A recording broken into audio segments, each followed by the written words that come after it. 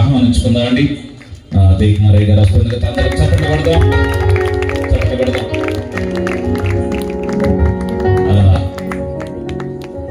ఒక్క నిమిషం అయ్యగారిని బొకేతో సన్మానిస్తాం. మా మధ్యలోకి ఇది రెండోసారి అన్నగారు రావడం.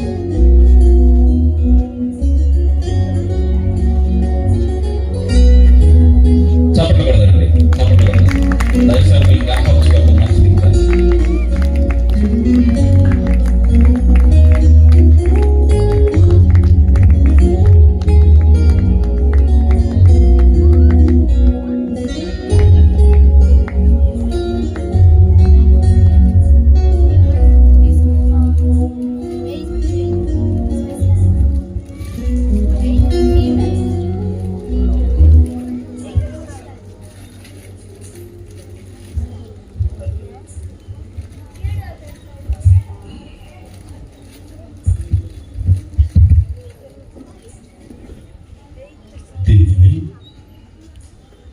పరిశుద్ధ నామమునకు మహిమ కలుగును గాక.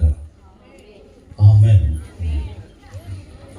క్రీస్తునందు చేర్చిన ప్రియులైన మీ అందరికీ కూడా ఉన్నతుడును శ్రేష్ఠుడును అయిన యేసుక్రీస్తు ప్రభువారి యొక్క శుభప్రదమైన నామములో మొదటిగా నా హృదయపూర్వకమైన శుభవందనాలు ప్రతి ఒక్కరికి నేను తెలియజేస్తూ ఉన్నాను. అలాగే దేవుని యొక్క ఉచితమైన మహాకృపను బట్టి, ఆయన సంకల్పమును బట్టి రెండవ పర్యాయం మీ మధ్యకి రావడానికి, రెండవ పర్యాయం ఇదే స్థలంలో నిలబడి దేవుని వాక్యము ప్రకటించడానికి పరిశుద్ధాత్మ దేవుడిచ్చిన ఈ యొక్క గొప్ప ధన్యతను బట్టి దేవునికి కృతజ్ఞత స్తుతులు తెలియజేసుకుంటూ ఈ శ్రేష్టమైన అమూల్యమైన ఆహ్వానాన్ని నాకు అందించిన దైవదాసులు, దేవుని పనిలో జత పనివారు, భౌతికంగా ఉన్నతమైన జాబ్ చేసుకుంటూ లోకానుసారంగా మంచి పలుకుబడి హోదాలో ఉండగలిగిన వారే అయినప్పటికీ కూడా అపోస్తలుడైన పౌలు గారు క్రీస్తు కొరకు నేను సమస్తమును పెంటగా ఎంచుకున్నానని, మోషే భక్తుడు ఐగుప్తు పాప భోగములను అనుభవించుట కంటే దేవుని విషయమైన నింద గొప్పది అన్నట్టుగా దైవదాసులు, ఈ సభల కన్వీనర్ గారు రమేష్ గారు, ప్రియ సోదరి కృపావరం గారు, వారి యొక్క ప్రేమకు గుర్తుగా ఇచ్చిన సంతానం అంతా కూడా దేవుని పనిలో నమ్మకంగా కొనసాగుతూ ఈ సంవత్సరం ఈ సభల ద్వారా అనేకులను దేవుని వైపు త్రిప్పాలి అనే భావనలో నేను కూడా ఒక చిన్న పాత్రగా ఉపయోగపడాలని నాకు ఇచ్చిన ఆహ్వానాన్ని బట్టి దైవదాసులకి, వారి కుటుంబం అంతటికీ నా ప్రత్యేకమైన హృదయపూర్వకమైన వందనాలు నేను తెలియచేస్తూ ఉన్నాను. అలాగే దేవుని దాసులు మన మధ్య ఉన్నారు. అమూల్యమైన పరిచర్యలో కొనసాగుతున్న వారు, వయసులోను అనుభవాల్లోనూ దేవునితో చక్కగా మంచి కనెక్షన్ కలిగి దేవుని పని కొరకు పోరాడుతున్న దైవదాసులు ఇక్కడ అనేక మంది ఉన్నారు. వారికి నా హృదయపూర్వకమైన ప్రత్యేకమైన వందనాలు నేను తెలియచేస్తూ ఉన్నాను. మంచిది ప్రియులారా, కొద్ది నిమిషాలు దేవుని వాక్యాన్ని మనం విందాం. గత 2 దినాలు దేవుని వాక్యాన్ని మనతో పంచుకుని వెళ్ళిన దైవదాసులు, వారికి నా ప్రత్యేకమైన శుభాలు, వందనాలు. అలాగే ఈ స్థలంలోనికి రాలేకపోయిన గృహాల్లోనే ఉంటూ ఈ శబ్దాంతరాల ద్వారా, అంతేకాదు దేవుని దాసుల ద్వారా యూట్యూబ్లో ఇవ్వబడుతున్న లైవ్ ద్వారా దేవుని వాక్యాన్ని వినాలని ఆశతో ఉన్న గౌరవనీయులైన ఈ ప్రాంతవాసులందరికీ కూడా యేసయ్య నామములో శుభాలు, వందనాలు నేను తెలియజేస్తున్నాను. ఒకమారు మన చేతులు రెండు పైకెత్తి బిగ్గరగా స్తోత్రం చెప్తారండి. హల్లెలూయా, హల్లెలూయా. ప్రియులారా, నేను ఒక చిన్న విషయం చెప్తాను, తర్వాత నేను కూడా ఒక పల్లవి, ఒక చరణం పాడి దేవుని వాక్యంలోకి వెళ్ళడానికి మనం ఇష్టపడదాం. ప్రియులారా, వెనుక యేసు ప్రభువును పోలిన ఒక చిత్రపటం దేవుని దాసుడు చక్కగా డిజైన్ చేసి సిలువలో వేలాడుతున్న యేసు ప్రభుని మనకు పరిచయం చేయడానికి ఈ చిత్రపటాన్ని వెనకాల ప్రింట్ చేశారు. ప్రియుల, నాకు ఈ ఫోటో చూసినప్పుడు ఒక యథార్థ సంఘటన ఒకటి జ్ఞాపకం వచ్చింది. అదేంటంటే, ఒక భార్య భర్త చనిపోయి 8 సంవత్సరాలు అవుతుందండి. 2 పిల్లలు ఉన్నారు. 2 పిల్లలకు కూడా తండ్రి లేని లోటు తెలియకూడదు అనుకుని ఆ భార్య చేసిన పని ఏంటంటే, భర్త బ్రతికుండగా చివరి రోజు తన ఇంట్లో షర్ట్ విప్పి యాంగర్కి తగిలించాడు. ఆ షర్టును అలాగే వేలాడదీసింది, తీయలా కదిలించదా. 8 సంవత్సరాల నుంచి ఆ భార్య చేస్తున్న పని ఏంటంటే, ఆ వేలాడదీయబడుతున్న షర్టులో తనే పనికెళ్ళి పిల్లల్ని పోషిస్తున్న వస్తున్న డబ్బుని ఆ షర్ట్ జేబులో పెడుతూ ఉండేదట. పిల్లలు అమ్మ దగ్గరికి వచ్చి, రోజు అన్న ఐస్ క్రీమ్ బండి వచ్చింది కొనుక్కుంటాను, డబ్బులు ఇవా అని అడిగినప్పుడల్లా, చిన్నోడు వచ్చి అమ్మా కొట్టుకారికి వెళ్ళి ప్యాకెట్ కొనుక్కుంటాను, డబ్బులు ఇవా అని అడిగినప్పుడల్లా తల్లి చెప్పే మాట ఏంటో తెలుసా? మీ నాన్న జేబులో డబ్బులు ఉన్నాయిరా, తీసుకుని వెళ్ళి కొనుక్కోండి. మీ నాన్న జేబులో డబ్బులు ఉన్నాయిరా, తీసుకుని వెళ్ళి కొనుక్కోండి అని చెప్తూ ఉండేదట. పిల్లలు ఎంత సంతోషంగా ఆ యాంగర్కి వేలాడదీయబడిన షర్ట్ జేబులో ఉన్న డబ్బులు తీసుకొని వారికి ఇష్టమైనవన్నీ కొనుక్కుంటూ ఉండేవారట. అంటే ఆ తల్లి తపన ఏంటో తెలుసా? పిల్లలకి చిన్నదైనా పెద్దదైనా తండ్రి వారి జీవితంలో ప్రధానమైన పాత్ర ఉండాలని భర్త చనిపోయినప్పటికి 8 సంవత్సరాలుగా వేలాడదీయబడిన షర్టులోనే అన్ని పెట్టి పిల్లల అక్కర్లు తీర్చినట్టుగా సేమ్ థింగ్ అండి. అసలైన యజమానుడైన యేసు కూడా సిలువలో వేలాడదీయబడుతున్నాడు. ఆయన ఆ సిలువలో వేలాడదీయబడుతున్న ఆయన హృదయంలో నుంచి ఎంతో ధన నిధి ఉంది. ఆయన పిల్లలమైన మీ అందరికీ, మనందరికీ కూడా ఆ తల్లి స్థానం అనబడే సంఘ కాపరి గారి ద్వారా, సంఘ సేవకురాలి ద్వారా వారే మనందరి కొరకు కష్టపడుతున్నారు, కన్నీరు కారుస్తున్నారు, ప్రార్థన చేస్తున్నారు. ఆ కష్టం పిల్లలైన మీకు తెలియకుండా ఆ కష్టం మీద వారు పడి ఆ కష్టం ద్వారా దేవుని చేతిలోంచి వచ్చే దీవెనలు పిల్లలైన మీరు పొందుకోవాలని ఏర్పాటు చేయబడిన కూడికలే ఈ సువార్త సభలు. దేవునికి స్తోత్రం చెప్తారా? దగ్గరగా స్తోత్రం చెప్తారా?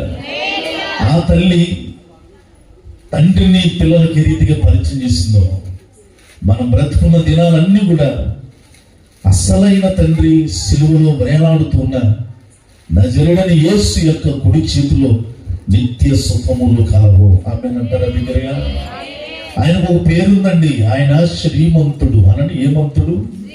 శ్రీమంతుడైన ఆయన రాజుల రాజు, ప్రభువుల ప్రభు అయ్యుండి కూడా శరీరధారిగా నీ కొరకు నా కొరకు ఉద్భవించాడు. ఆయనలో అన్నీ ఉన్నాయి. ఆయన వెంబడించు వారికి ఏది కొదువు లేదు. దేవునికి మహిమ ఘనత ప్రభావములు చెల్లును గాక. ఒక్క పల్లవి, ఒక్క చరణం మాత్రమే పాడుకొని దేవుని వాక్కులోనికి వెళదాం. బహుశా అందరికి వచ్చిన పాటే, ఇంతకాలం నీదు కృపలో కాచిన దేవా, ఇకను కూడా మాకు తోడు నీడ నీవే కదా. ఒక్క పల్లవి, ఒక్క చరణం పాడుకుంటూ దేవుని స్తుతించుదాం. క్రైస్తవ నీదు కృపలో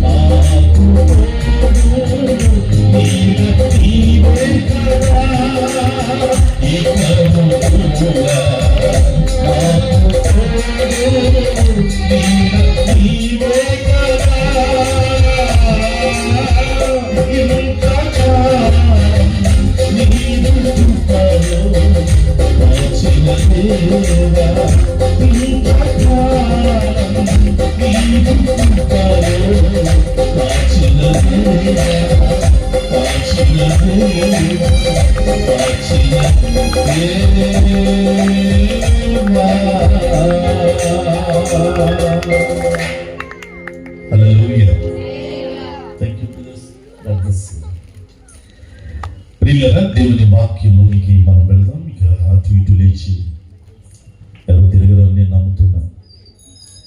కారణం ఏంటి అంటే మనం వినబోయే మాటలు ఎలాంటివో దేవుని దాసులు మనతో చెప్పారు.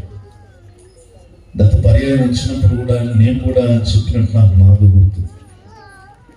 దేవుని వాక్యమే బాధల్లో నెమ్మదించేది, దేవుని వాక్యమే బ్రతికించేది, దేవుని వాక్యమే జుట్టు తీన దారాల కంటే మధురమైనది, దేవుని వాక్యమే బండలను పగలగొట్టు సుత్తి వంటిది, దేవుని వాక్యమే పాదములకు దీపము త్రోవకు వెలుగై ఉన్నది, దేవుని వాక్యమే నిత్యరాజ్యానికి చేర్చేది.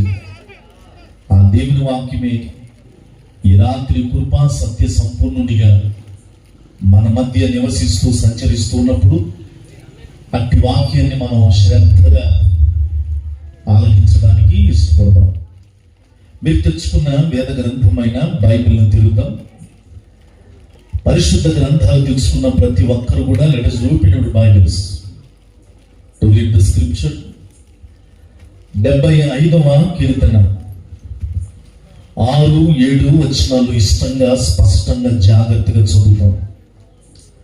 కీర్తనలు 75వ అధ్యాయము 6-7 వచనాలలో బైబిల్ ఇలా చెప్తా ఉంది. తూర్పు నుండి అయినను, పడమట నుండి అయినను, అరణ్యము నుండి అయినను హెచ్చు కలుగదు. దేవుడే తీర్పు తీర్చువాడు. ఆయన ఒకని తగ్గించును, ఒకని హెచ్చించును. చిన్న మాట ప్రార్థన. పరిశుద్ధుడైన తండ్రి, మహోన్నతుడైన దేవ, ఈ రాత్రి మీ దినదాసులు రమేష్ గారిని బట్టి, దాసురాలు కృపావరం గారిని బట్టి, వారి సంఘము కుటుంబమును బట్టి మీ స్తోత్రం. గత క్రిస్మస్లో డిసెంబర్ నెలలో నీ సువార్త ప్రకటన కొరకు ఏర్పాటు చేయబడిన రోజును బట్టి, తిరిగి గత 2 దినాలతో కలిపి 3 దినాలుగా వారి పర్యవేక్షణలో మీరు ఏర్పాటు చేసిన సభలను బట్టి మీకు స్తుతులు స్తోత్రాలు తెలియజేస్తున్నాం. ఈ సమయంలో ఇంతవరకు కీర్తనలు, వాయిద్యాలు, చప్పట్లు, స్తుతి ఆరాధన ద్వారా మీ నామమును హెచ్చించుకున్నారు. ఈ సమయంలో నీ వాక్యాన్ని వినాలని అనేక మంది బిడ్డలుగా మీరు సమకూర్చుకొని వచ్చారు. ఇక్కడ వచ్చిన వారు కొందరైతే రాలేకపోయినా గృహాలలోనే ఉంటూ ఈ మాటలు వినాలని ఆశతో ఉన్నవారు మరికొందరు లేకపోలేదేమో. ఈ రాత్రి ప్రతి ఒక్కరితో కూడా మీరు మాత్రమే మాట్లాడమని ప్రార్థిస్తున్నాం. ఈ స్థలం అంతటిలో నీ పరిశుద్ధాత్మ సంచారాన్ని జరిగిస్తున్నందుకు స్తోత్రాలు. నిలబడి ఉన్న మీ దాసుడనైన నన్ను కూడా కొద్ది నిమిషాలు మీ శిలువ చాటును మరుగు చేసుకుని మీ నోటి పోరగా మీ చేతి అస్తరంగా వాడుకున్నామని అడుగుతున్నాను. ఈ వాక్య పరిచర్య ముగింపు వరకు కూడా ఎలాంటి ప్రతికూలతలు పనిచేయబడకుండా సమస్తమును నీ స్వాధీన ఆధీనంలో నిలుపుకున్నామని యేసు నామమున అడిగి వేడుకొనుచున్నాము తండ్రి. ఆమేన్. ప్రియులారా, దేవుని వాక్యం మీదే మన దృష్టి నిలుపుదాం. దయతో ఇంకెవ్వరూ అటు ఇటు లేచి తిరుగులో నేను నమ్ముతున్నాను. దేవుని వాక్యాన్ని మనం చదువుకున్నాం. 75వ కీర్తనలో దేవుడు సెలవిచ్చిన మాట ఆసాపు అనే భక్తుని ద్వారా తూర్పు నుండి అయినను పడమటి నుండి అయినను అరణ్యము నుండి అయినను హెచ్చు కలగదు, దేవుడే తీర్పు తీర్చువాడు. ఆయన ఒకని తగ్గించును, ఒకని హెచ్చించును. వాక్యం వింటున్న ప్రియమైన సహోదరి సహోదరులారా, ఆసాపు ద్వారా దేవుడు కీర్తనల గ్రంథంలో వేల మీద లెక్కేసుకుని కొన్ని కీర్తనలు రాయించాడు. ఈ ఆసాపు మరో కీర్తనలో ఒక మాట అంటాడు, ఆకాశమందు నీవు తప్ప నాకేదియు అక్కర్లేదు అని అంటాడు. ఈ 75వ కీర్తనలో వచ్చేసరికి అంటాడు, తూర్పు వైపు చూసినా పడమటి వైపు చూసినా అరణ్య వైపు చూసినా హెచ్చుగలగదు, దేవుని వైపు చూస్తే మాత్రమే హెచ్చుగలుగుతుంది. ఆయనే ఒకరిని తగ్గించును, ఒకరిని హెచ్చించును. ఒకరిని తగ్గించును, ఒకరిని హెచ్చించును. ఈ రాత్రి వాక్యం వింటున్న సోదరి సోదరులరా, ప్రపంచమంతా కూడా ఈ దినాన కొన్ని గంటల వ్యవధిలో ఈస్టర్ పర్వదినాన్ని జరుపుకుంటూ ఆహ్లాదంగా ఆడంబరంగా ఆరాధనలు జరిగాయి. ఎందుకో తెలుసా? యేసుక్రీస్తు ప్రభువారు మరణపు ముళ్ళును విరిచి జయించి హెచ్చింపబడ్డారు. ఆయన దేవుని వాక్యం చెప్తుంది, ఆయన నామము అన్ని నామముల కంటే పైనామం, అంటే హెచ్చు కలిగిన నామం. ఆయనని దేవాది దేవుడు అందరికంటే హెచ్చించాడు. ఆయన యేసుక్రీస్తు ఈ లోకానికి వచ్చి పాప శాప దోషములతో బాధపడుతున్న ప్రతి మనిషి యొక్క పాపాన్ని తీసివేయడానికి 33.5 యవ్వన వయస్సులో తన్ను తానే అప్పగించుకొని సిలువుకి మన పాదాలతో చేసిన పాపాలను బట్టి మేకులు, మన చేతులతో చేసిన పాపాలను బట్టి మేకులు, మన ప్రక్కతో చేసిన పాపాలను బట్టి బల్లిపు పొట్టు, మన తలంపుతో చేసిన తప్పుడు ఆలోచనలను బట్టి ముళ్ళ కిరీటం, మన నిలువెల్లా చేసిన పాప శాప దోషముల నిమిత్తము పిడిగుద్దులు గాండ్రించి ఉమ్మివేయబడి గడ్డం బిగించబడి వీపు నాగటి చెలలాగా 39 కొరడా దెబ్బలకు అప్పగించుకొని చివరికి యెరూషలేము గవిని వెలుపటికి ఏడవబడి ఉదయం 9 నుండి మధ్యాహ్నం 3 గంటల వరకు 3 మేకుల మీద మండు టెండలో వేలాడదీయబడి ఆ 9 నుంచి 3 గంటల వరకు అపురూపమైన 7 మాటలను కేకలుగా వేసి ఆయన ప్రాణాన్ని విడిచి మరణములోనికి వెళ్ళి సమాధిలోనికి వెళ్ళి చెప్పినట్టుగా ఆయన పునరుద్ధానుడయ్యాడు. పునరుద్ధానుడు అనగా తిరిగి లేచుట. ఆయన తిరిగి లేచుట ద్వారా అందరికంటే అన్నిటికంటే హెచ్చింపబడిన దేవుడు ప్రియులారా. అంటే ఆయన ఈ లోకానికి ఎందుకు వచ్చాడు అనంటే నీ పాప శాప దోషములన్నిటిని కూడా పరిహరించి క్షమించడమే కాకుండా ఆయన ఏ రీతిగా హెచ్చించబడ్డాడో అన్నిటిలో నిన్ను కూడా అలాగే హెచ్చించడానికే యేసు ఈ లోకానికి వచ్చాడు. దేవునికి స్తోత్రం చెప్పండి బిగ్గరగా.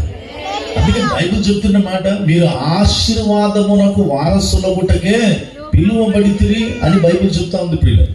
ఈ రాత్రి వాక్యం వింటున్న సోదరి సోదరుల, నీ జీవితంలో హెచ్చింపు లేక, నీ జీవితంలో సంతోషం లేక గమనించండి. పోయిన సంవత్సరం పెట్రోల్ రేటుకి ఈ సంవత్సరం పెట్రోల్ రేటుకి హెచ్చింపు అయింది కానీ తగ్గింపు అవ్వాల.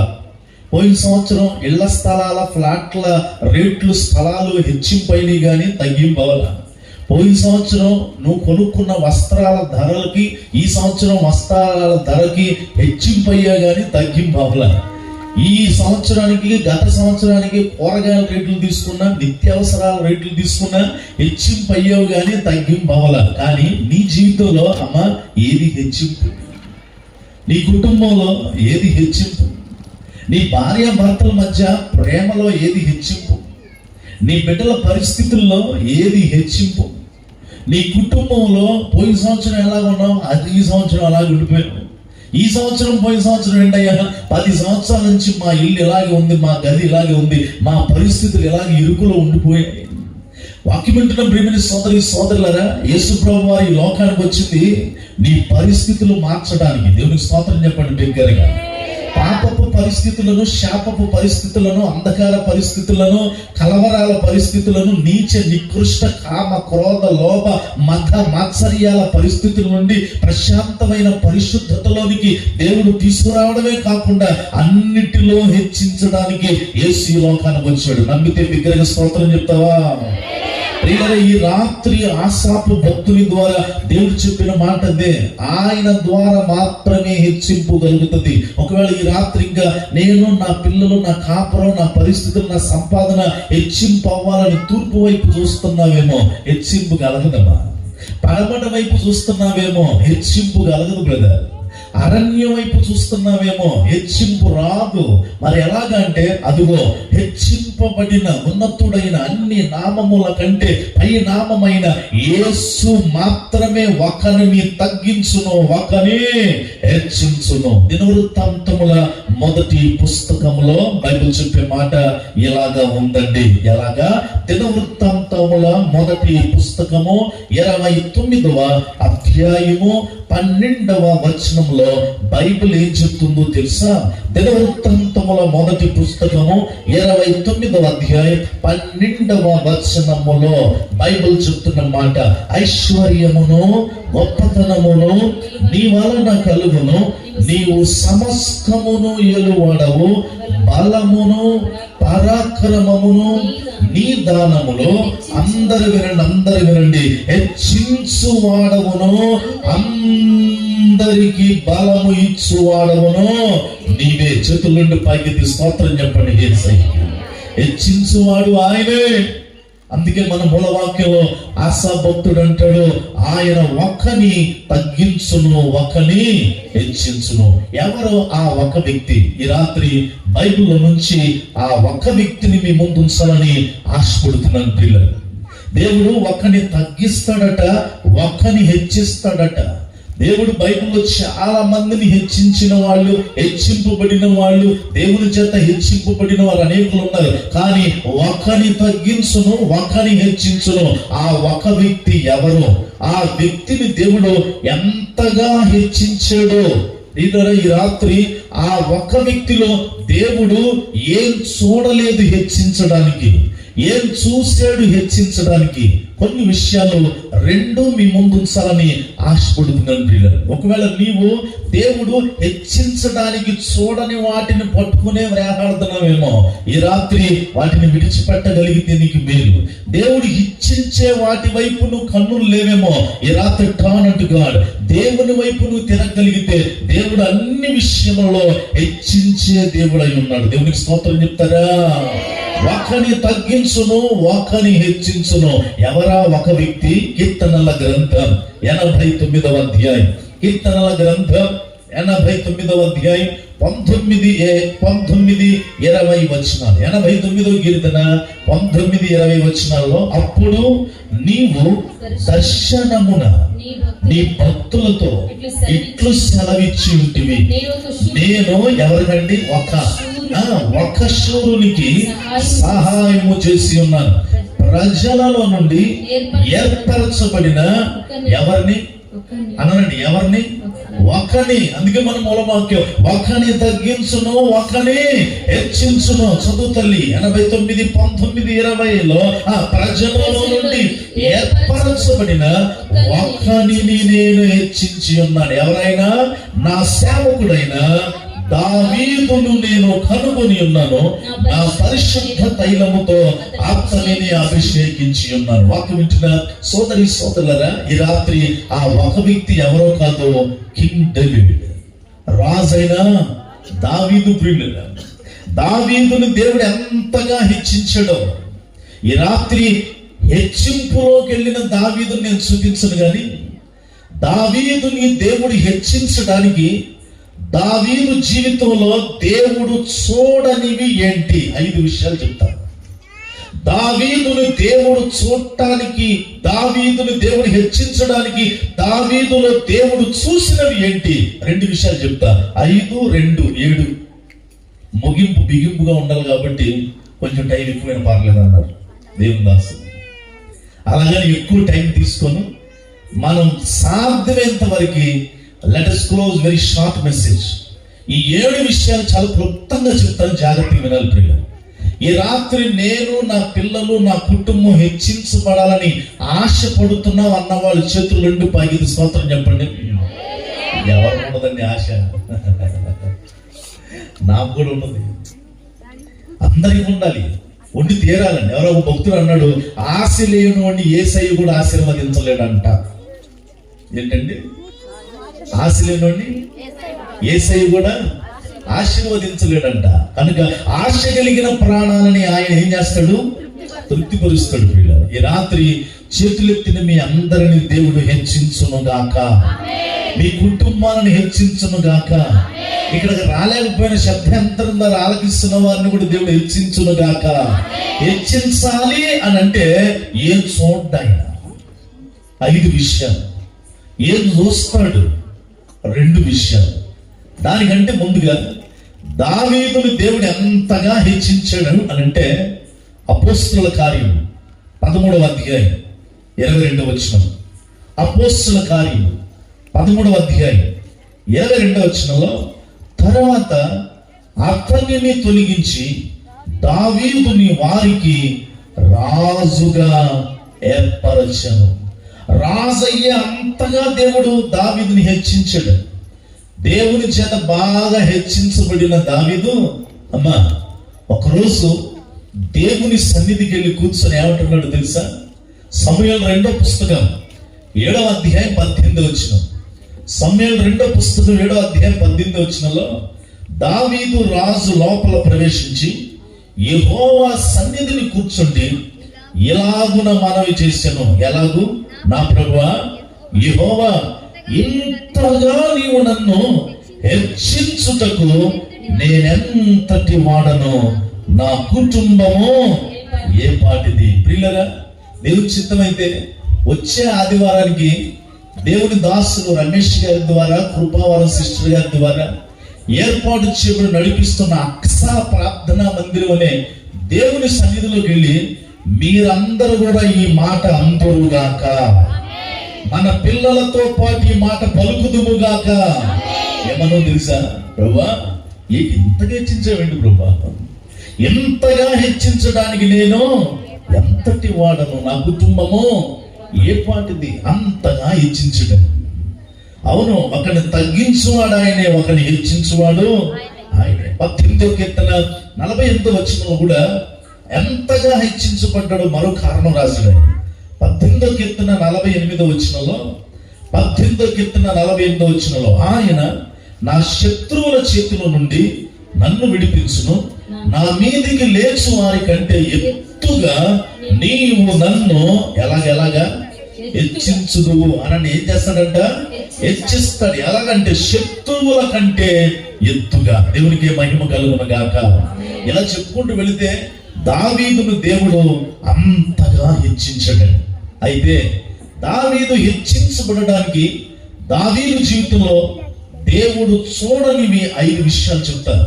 ఈ రాత్రి వాక్కు వింటున్న సోదరి సోదరులరా, హెచ్చించబడాలని దేవుడు చూడని వాటి వైపే ఇంతవరకు నీ మనసు పెట్టుకొని టైం అంతా వేస్ట్ చేసుకున్నావేమో, లైఫ్ అంతా వేస్ట్ చేసుకుంటున్నావేమో, డబ్బంతా వేస్ట్ చేసుకుంటున్నావేమో, ఆరోగ్యం అంతా వేస్ట్ చేసేసుకుంటున్నావేమో.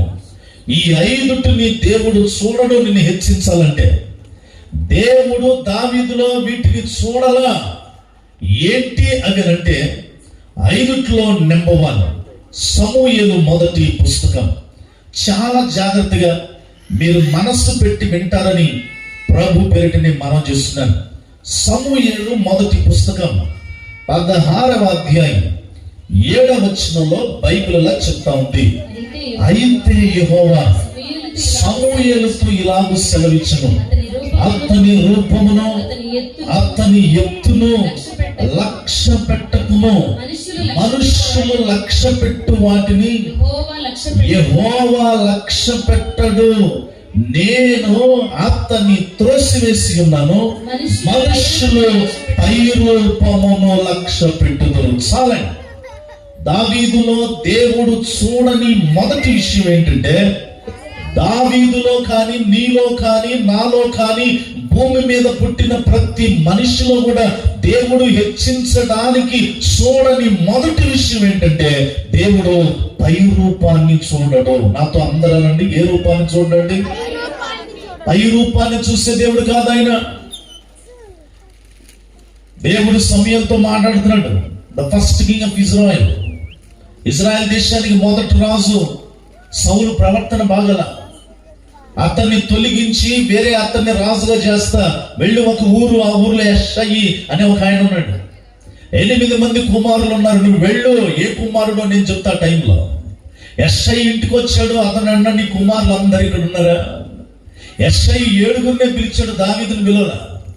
పెద్ద అబ్బాయి ఏలియాబు ఇంతెత్తున్నాడు, హైట్ వెయిట్. సమూయేలు అనుకుంటున్నాడు, సౌలును కూడా దేవుడు ఇలాగే ఎలక్ట్ చేశాడు కదా, సెలెక్ట్ చేశాడు కదా, హైట్ వెయిట్ ఉన్నాడు సౌలు. ఏలియాబు కూడా ఇలాగ ఉన్నాడు. దేవా ఇతనా? ఆహా కాదు, పక్క తప్పుకో. రెండో వ్యక్తి అభినాదాబు వచ్చాడు, హైట్ వెయిట్ ఉన్నాడు. ప్రభువా ఇతనా? ఆహా నో, పక్క తప్పుకో. మూడో వ్యక్తి వచ్చాడు, షమ్మ, హైట్ వెయిట్ ఉన్నాడు. ప్రభువా ఇతనా? ఆహా పక్క తప్పుకో.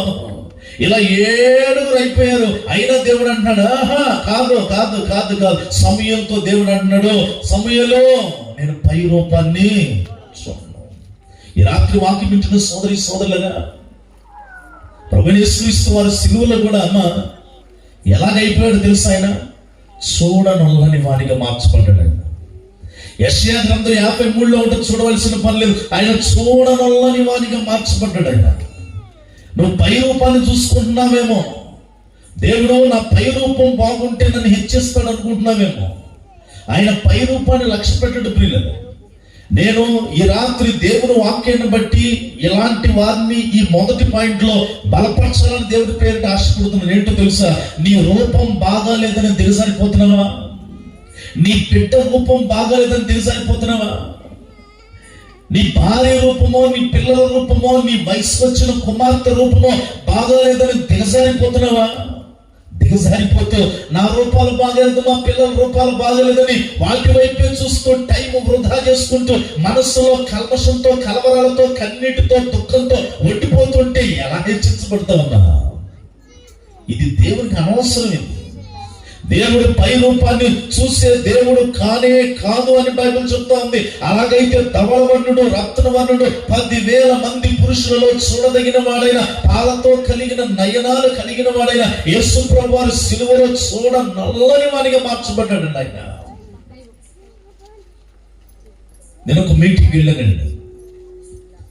గత 3 సంవత్సరాల నుంచి ఆ మీటింగ్, ఆ ఊరు వెళుతూ ఉంటే, ఆ ఊర్లో పగలు ఈవినింగ్ 2 టైంలు ఉంటాను. పగలు మీటింగ్ అయిన తర్వాత ఆ ఇంటి వారు నన్ను చాలా గౌరవించి వాళ్ళ ఇంట్లో భోజనాన్ని తీసుకుని వెళ్తారు. ఆ ఇంట్లో ఒక పాప ఉండేది, 28-29 సంవత్సరాలు ఉంటుంది. ఆ పాప చాలా చాలా మర్యాద చేస్తూ చక్కగా అన్న భోంచేయండి అంటూ అంత వసతి ఏర్పాటు చేసేది. నేను మొన్న లాస్ట్ ఇయర్ వెళ్ళానండి. ఆ పాప కనపడాల ఇంట్లో. వాళ్ళ అమ్మ నాన్న చాలా డల్గా భోజనం ఏర్పాటు చేశారు, చాలా డల్గా వడ్డిస్తున్నారు. నేను చూస్తూ చూస్తూ చూస్తూ ఒకవేళ పాపే ఉన్న ఆ చర్చిలో ఉందేమో, మీటింగ్ లో ఉందేమో, వస్తుందేమో అన్నట్టుగా ఇక ఉండబట్టుకోలేక సగం భోజనం అయిపోతున్నా ఆ అమ్మాయి కనపడలేదు. తల్లిదండ్రులు అడిగినమ్మా, ఆ పాప కనపడలేదే.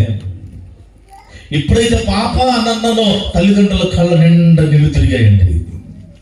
ఏమ్మా ఏంటి పాప అనగానే అలా విచారంగా కళ్ళము నీళ్లు పెట్టుకున్నారు. ఏమైంది అనగా, ఇంకెక్కడ పాపయ్యా, ఇంకెక్కడ పాప, ఏమైంది బ్రదర్ అంటే, ఆ తండ్రి చెప్తున్నాడు, పోయిన సంవత్సరం మీటింగ్లు అయిపోయిన తర్వాత ఫ్యాన్కు ఉరేసుకుని ఇంట్లో చచ్చిపోయిందయ్యా. షాక్ అయిపోయానండి. చచ్చిపోవటం ఏంటండి, సూసైడ్ చేసుకోవటం ఏంటి అని అంటే, ఆ పాప లెటర్ రాసి చచ్చిపోయింది. ఏమన్నా తెలుసా? నాకు 28-29 సంవత్సరాలు వచ్చాయి. నా తల్లిదండ్రులు నాకు చాలా సంబంధాలు తెస్తున్నారు, కానీ నేను ఎవరికి నచ్చడంలా. నా పై రూపం బాగాక వచ్చిన వాళ్ళందరూ కూడా అమ్మాయి నచ్చల అనుకుంటూ వెళ్ళిపోతున్నారు. ఇక నాకు ఒకటి అర్థమైపోయింది, నా తల్లిదండ్రులకు నేను భారం అయిపోయాను. ఇక నేను వచ్చే వాళ్ళకి ఎవరికి నచ్చని. ఇప్పటికీ 29 ఏళ్ళు వచ్చేసాయి. నాకు ఏ సంబంధం ఇక నాకు సక్సెస్ అవుతుంది, నేను ఎవరికి నచ్చను, నా తల్లిదండ్రులకు భారం అవటం ఇష్టం లేక నేను చచ్చిపోతున్నా అంటూ లెటర్ రాసి దాని గురేసుకొని చచ్చిపోయింది అంటండి. ఈ వాక్యం వింటున్న ప్రియమైన సోదరులారా, నా చేతులు జోడించి మనం చేసే సంగతి ఏంటో తెలుసా? నీ రూపం బాగలేదని నీకు నువ్వుగా ఏ హాని చేసుకోవాల్సిన పని లేదండి. నీ రూపం బాగలేదని కురిగిపోవాల్సిన పని లేదు. నీ రూపం బాగలేదని కుమిలిపోవాల్సిన పని లేదు. నీ ఇంటి వారో లేకపోతే నీ సొంత వారి యొక్క రూపాలు బాగలేదని దిగజారిపోవాల్సిన పని లేదు. ఇక్కడ ఒక దేవుడు ఉన్నాడు, అదిగో చూడనల్లని వానిగా మార్చబడిన యేసయ్య అంటున్నాడు, నేను పై రూపాన్ని చూడను, నేను పై రూపాన్ని చూసి లక్ష్య పెట్టను. పై రూపం మీద దృష్టి పెట్టద్దు అని దేవుని వాక్యం చెప్తా ఉంది. పిల్లలు, బైబిల్లో 2 అక్క చెల్లెలు ఉన్నారు. లేయా ఒక్క పేరు పుసికళ్ళది అని బైబిల్ చెప్తుంది. తండ్రికి భారం అయిపోయింది, అమ్మకి భారం అయిపోయింది, ఇంట్లో అన్నయ్యలకి భారం అయిపోయింది, అందరికి భారం అయిపోయింది. కానీ తన చెల్లెలు రాహేలు చాలా చూడ చక్కనిది ప్రియులను. కానీ బైబిల్ చెప్తుంది, పై రూపం బాగాని లేయా గర్భాన్ని దేవుడు తెలిస్తే కుమారుడు వెంట కుమారుడు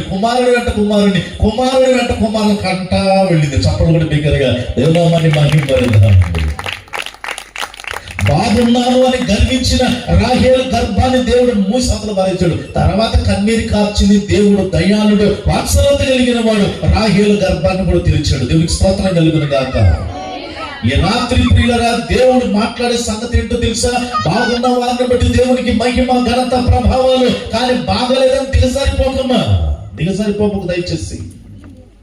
నీలాంటి వారి కోసం ఈ సభలు ఏర్పాటు చేయబడ్డాయి. నీలాంటి వారి కోసం చూడనల్లని వారిగా మార్చబడ్డాడు ఆయన. నీలాంటి వారి కోసమే అక్సా ప్రార్థనా మందిరం ఉంది. నీలాంటి వారి కోసమే ఇంకా నీళ్లు ఉన్నాయి. దేవుని దాసులు ఉన్నారు బాప్తిసం ఇవ్వడానికి. కమాన్, దేవుడు నిన్ను హెచ్చించే దేవుడు ప్రియులరా. అందము మోసకరము, సౌందర్యము వ్యర్థం. పై రూపం బాగలేదని దిగజారిపోద్దని ప్రభు పేరుని మనం చేస్తున్నాం పిల్లలు. రెండో విషయాన్ని జ్ఞాపకం చేయనా అండి? దావీదు జీవితంలో దేవుడు చూడని రెండో విషయం ఏంటంటే, మత్తయి సువార్త మొదటి అధ్యాయం 5వ వచనాన్ని జాగ్రత్తగా చదువుదామండి. మత్తయి సువార్త మొదటి అధ్యాయం 5వ వచనంలో బైబిల్ చెప్తున్న మాట, నయస్సోను సల్మానును కనెను, సల్మాను రాహాబునందు బోయాజును కనెను, బోయాజు రూతునందు ఓబేదును కనెను, ఓబేదు యెషయ్యని కనెను, యెషయ్య రాజైన దావీదును కనెను. దేవునికి స్తోత్రం చెప్పండి. అదేంటంటే రెండో కారణం చెప్తానని వంశావళి చదివించారంటారా? వంశావళిలోనే రెండో కారణం ఉంది ప్రియులు. బైబిల్లో మత్తయి సువార్త, మార్కు సువార్త ఇలా తీసుకుంటూ వెళ్ళిపోతే ఆది కాలంలో చూసినా సరే మొగోళ్ళు అన్నట్టు ఉంది. నేను ఫస్ట్ లో అర్థం కాక బైబిల్ని చేతరించుకునే దినాలే ఇదేం బైబిల్ మొగోళ్ళుగా అంటే ఏంటంటే నాకు అర్థం కాక బైబిల్ని విమర్శించిన వ్యక్తుల్లో నేను కూడా ఒకడినండి. కానీ తర్వాత దేవుడు మాట్లాడుతూ వచ్చాడు. ఇది సరైన అనుభవం కదా, ఇది సరైన క్రమం కదా. ఈ క్రమంలో పురుషులు అని అన్నా కాదు, ఇక్కడ 2 స్త్రీల పేరు కూడా ఉన్నాయండి. 5వ వచనంలో దేవుని వాక్యం చెప్తున్న, నయస్సోను సల్మాను కను, సల్మాను రాహాబునందు, బోయాజును కంటే బోయాజు నెంబర్ 2 రూతునందు, ఓబేదును కను, ఓబేదు యెషయ్యను కని, యెషయ్య కుమారుడు దావీదు. అంటే ఇప్పుడు రెండవదిగా దావీదు నీ దేవుడు హెచ్చించడానికి దావీదులో దేవుడు చూడని రెండో విషయం ఏంటో తెలుసా? దావీదు గత చరిత్ర దేవుడు చూడలా. దావీదు బ్యాక్గ్రౌండ్ దేవునికి అనవసరం. ఒకవేళ దావీదు బ్యాక్గ్రౌండ్ తీస్తే ఏముంది ఆయన బ్యాక్గ్రౌండ్ లో? ఒకవేళ అడిగితే, దావీదు నీ బ్యాక్గ్రౌండ్ ఏంటో చెప్పయ్యా, నీ గత చరిత్ర అంటే చెప్పు. ఇదిగో నీ యొక్క గతంలో రాహాబు అనే స్త్రీ ఉంది, ఆ రాహాబు ఎవరో కొంచెం చెప్తావనంటే ఏముందయ్యా చెప్పడానికి? కడుపు దించుకుంటే కాళ్ళ మీద పడుతుంది. రాహాబు ఒక వేశ్య. రాహాబు వరుస కలిపితే దావీదుకి ఏమవుతుందో తెలుసా? జేజి నాయనమ్మ. ఏ నాయనమ్మ? వరుస కలిపితే అంతేనండి. రాహాబు దావీదుకి జేజినాయనమ్మ అయింది. ఇప్పుడు దావీదుని పిలిచి, దావీదు నీ జేజినాయనమ్మ బ్యాక్గ్రౌండ్ ఏంటో చెప్పానంటే దావీదు తలెత్తుకోలేడు. రాహాబు ఒక వేశ్య వృత్తి, నా బ్యాక్గ్రౌండ్ బలానా అని చెప్పుకుంటాడండి, చెప్పుకోలేని పరిస్థితి. సరే, ఆ స్త్రీ పక్కన పెడితే రెండవ స్త్రీ ఉంది, రూతు. నీ బ్యాక్గ్రౌండ్ ఏంటంటే ఇది మరీ భయంకరం, మోయాబీయురాలు. బైబిల్లో మోయాబీయులు ఎలాగొచ్చారో చెప్తూ గుండె జల్లు మాటదండి, గుండె జల్లు మాటది. ఇది నా బ్యాక్గ్రౌండ్. వాక్యం వింటున్న ప్రియ సోదరి సోదరులారా, శక్తియంత్రం ద్వారా వాక్యం వింటున్న అక్క, చెల్లి, తమ్ముడు అన్న, మా కుటుంబాల బ్యాక్గ్రౌండ్ లో కూడా ఇలాగ ఉన్నాయండి. దేవుడు మమ్మల్ని హెచ్చిస్తాడు అనుకుంటున్నావా చెల్లి? యేసు నామమున శుభవార్త. మనుషులైతే బ్యాక్గ్రౌండ్ చూస్తారు కానీ యేసయ్య బ్యాక్గ్రౌండ్ చూసే దేవుడు కాదు. కొట్టో చప్పలు కూడా బిగ్గరగా దేవునామాన్ని మహిమపడతాం. నీ గత చరిత్ర మనుషులకైతే అవసరం కానీ దేవునికి అనవసరం. నీ గత చరిత్ర, మీ తాత ఏంటా, మీ నాయనం ఏంటా, మీ బ్యాక్గ్రౌండ్ ఏంటా, మీ వంశంలో ఎవరు ఏం చేశారా? మనుషులైతే ఏలెత్తి చూపిస్తారేమో, మనుషులైతే నోటితో ఇష్టం మాట్లాడతారేమో. ఆ మాటలను బట్టి దిగజారిపోతున్నావు, హెచ్చిపోలోనికి రాలేక వాటి వైపే తిరుగుతున్నావేమో. అందుకే దేవుని వాక్యం చెప్తుంది, తూర్పు నుండి అయినను పడమటి నుండి అయినో అరణ్యము నుండి నీకేం కలగదు? హెచ్చింపు కలగదు సోదరి. నీ బ్యాక్గ్రౌండ్ మనుషులకు పట్టించుకుంటారు కానీ నీ బ్యాక్గ్రౌండ్ యేసయ్యకి అక్కర్లేదు. బైబిల్ చెప్తున్న మాట, Jesus Christ is the lord of all. యేసుక్రీస్తు అందరికీ ప్రభు. చెప్పడం బిగ్గరగా దేవనామాన్ని మహిమపడతాం. ఆయన సంపన్నులకి ప్రభువే, వేశ్యలకి ప్రభువే, ఉన్నతమైన వంశంలోంచి వచ్చిన వారికి ప్రభువే, మోయాబీయులకి ప్రభువే. దేవుని కృప రాహాబు రక్షణ పొందింది. ఆమె బిగ్గరగా దేవుని కృప. రూతు అన్యురాలు కాస్త దండిరాలుగా మార్చబడింది. ఎందుకు స్తోత్రం చెప్పండి. అయినా తన బ్యాక్గ్రౌండ్ చూసుకుని దిగజారిపోలేదు దావీదు పిల్ల.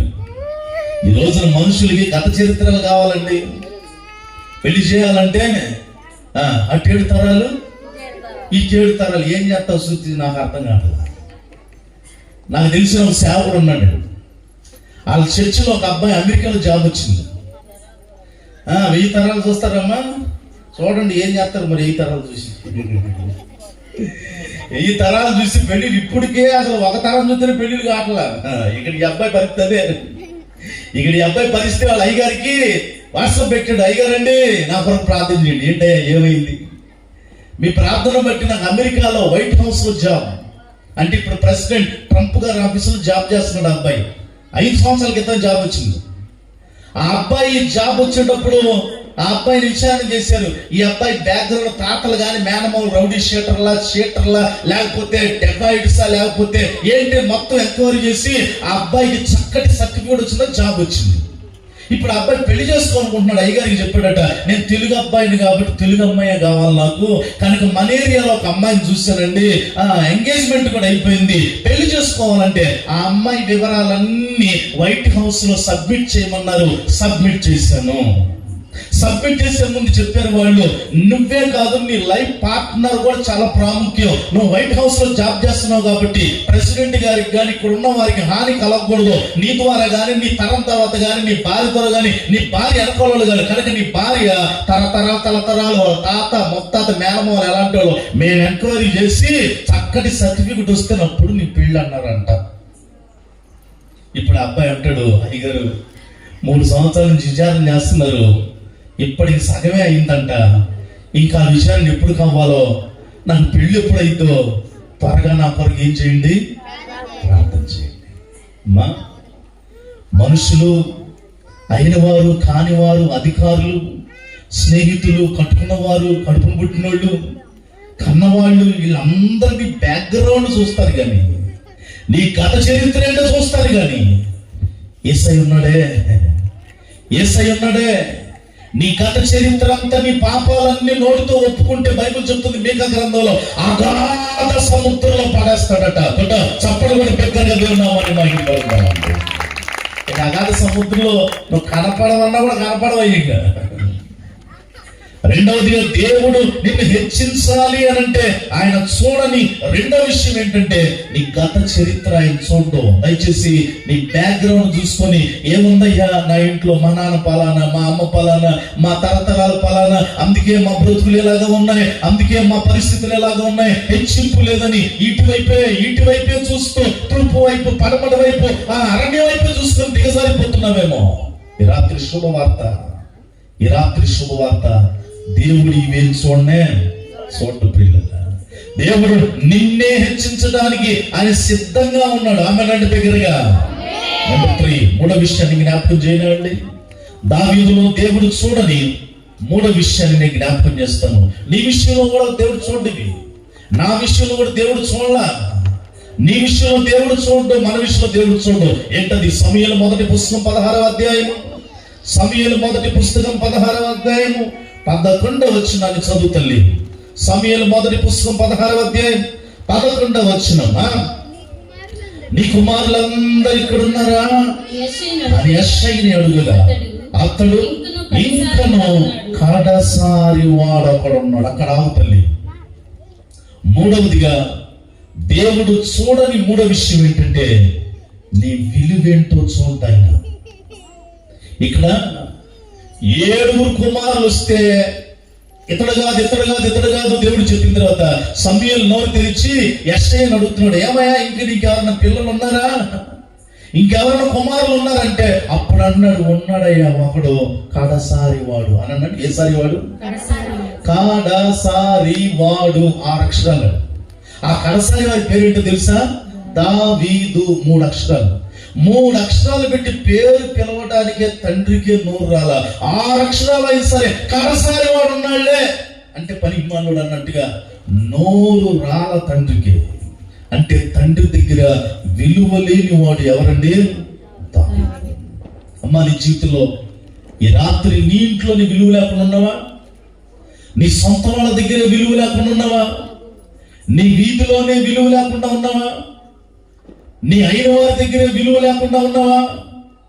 మనుషులైతే నీ విలువ చూస్తానేమో కానీ దేవునికి నువ్వెవరివి, నీకు విలువ లేకపోయినా పర్లేదు పిల్లలు. మనుషులు ఈ రోజున విలువ చూస్తున్నారండి, విలువ చూస్తున్నారు. నువ్వెవరి తాలూకా, నువ్వెవరి మనిషివి, ఆ మనిషి తాలూకాను బట్టి విలువిచ్చే మనుషుల మధ్య బ్రతుకుతున్నాము. కానీ దేవుడు నీ తాలూకా అడగడం, నీ జిల్లా అడగడం, నీ రాష్ట్రం అడగడం, నీ దేశం అంతకన్నా అడగడం ప్రియులరా. ఈ లోకంలో రిఫరెన్స్ అయినోళ్ళే ఇవ్వలేకపోతున్నారు. ఎంత విచారం అండి, ఎంత విచారం. సొంత తండ్రికే పిల్లలు భారం అయిపోతున్నారు. పిల్లలు తల్లిదండ్రులు భారం అయింది. నిన్న మొన్న నాకు వాట్సాప్లో చాలా మంది పంపించారండి. ఒకటి ఏంటో తెలుసా? తల్లి వయసు 90 దాకా ఉంటుందేమో. తల్లిని 2 చేతుల్లో ఎత్తుకొని మనం కానీ బిల్డింగ్ అడిగితే బోర్లు తీస్తాం చూసారా, వెడల్పుగా లోతుగా బోర్ తీయబడిన ఆ భూమిలో లోతుగా బోర్ తీసి ఆ బోర్లో పడేసాడండి తల్లిని. వాడు బోర్లో పడేసాడు. గిల కొట్టుకున్న తల్లి.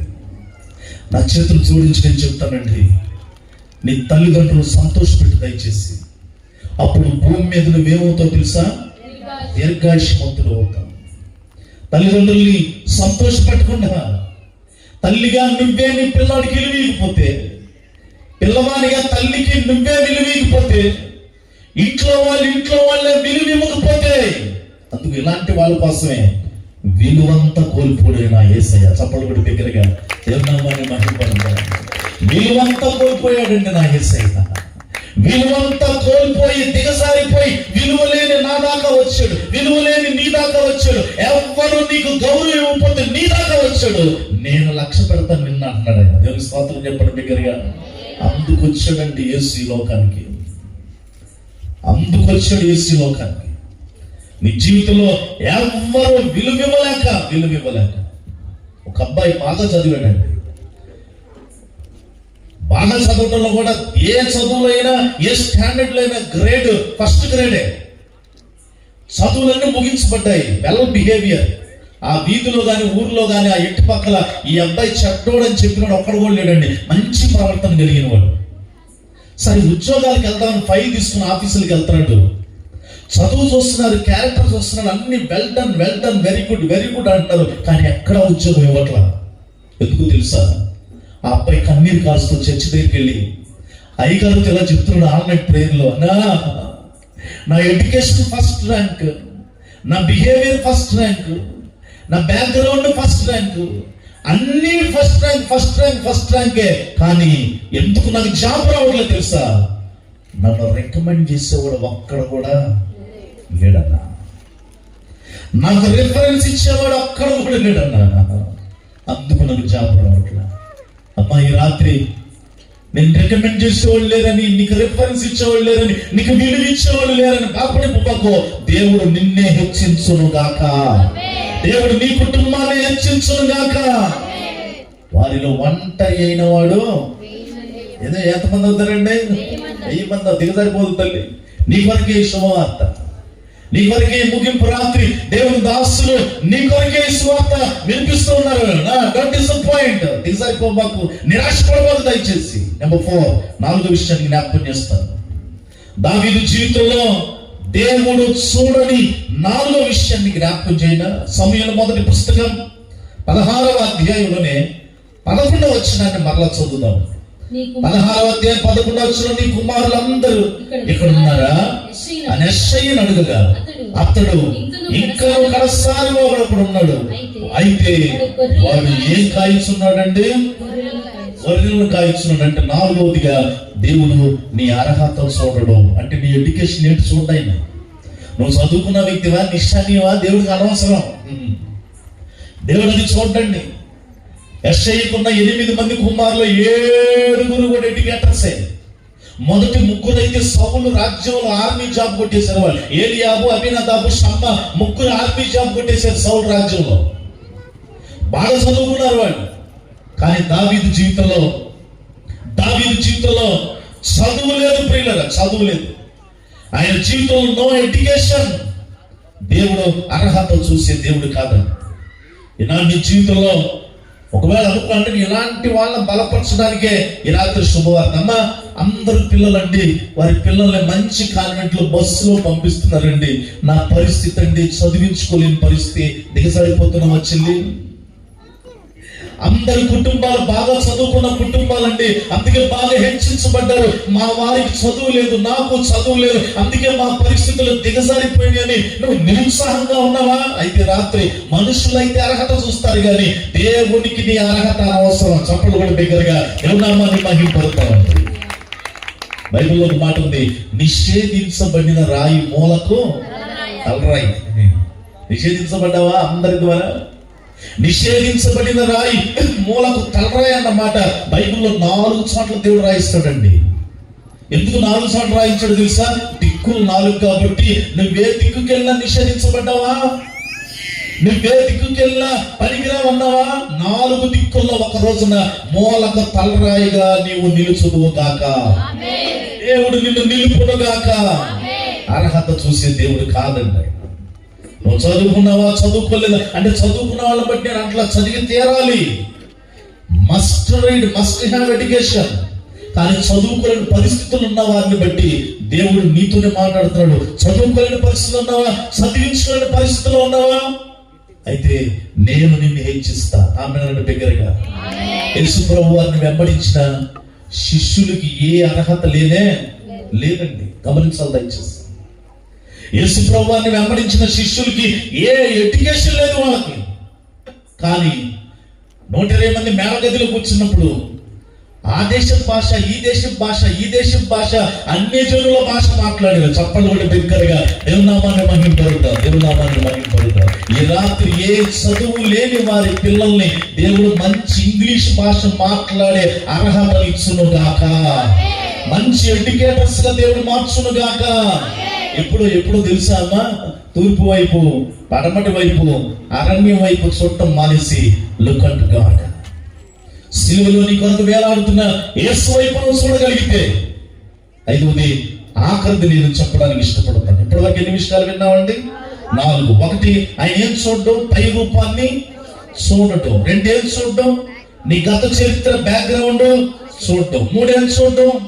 నీ విలువేంటో చూడటం. 4వది ఏం చూడటం? నీ అర్హత చదువుకున్నావా లేదా చూడండి ఆయన. నెంబర్ 5, 5వది ఆఖరిది దావీదు జీవితంలో దేవుడు హెచ్చించడానికి చూడనే 5వ విషయం ఏంటంటే సమూయేలు మొదటి పుస్తకం 16వ అధ్యాయం 11వ వచనంలోనే ఇంకో పాయింట్ చూద్దామా.